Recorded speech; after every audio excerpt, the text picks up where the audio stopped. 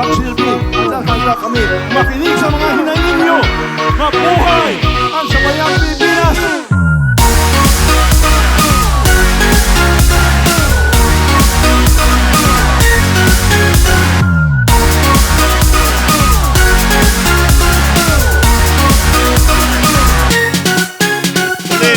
Maraming salamat po sa inyong tiwala.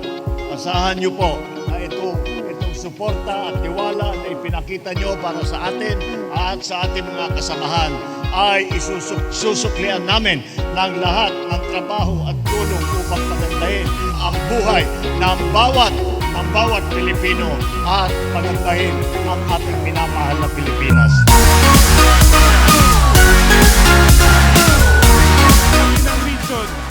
Na ngayon ramdam natin ang isang bagong Pilipinas.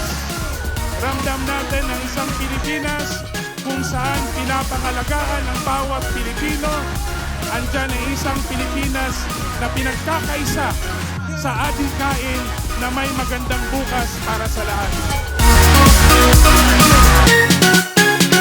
Sa ngalan ng lahat na Iliganon, maraming salamat Pangulong Bongbong Marcos Jr.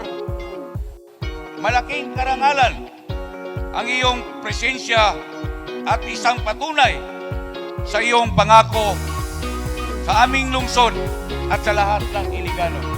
Nasa iyo ang aking suporta simula pa noong pumasok ako sa politika noong taong 2013.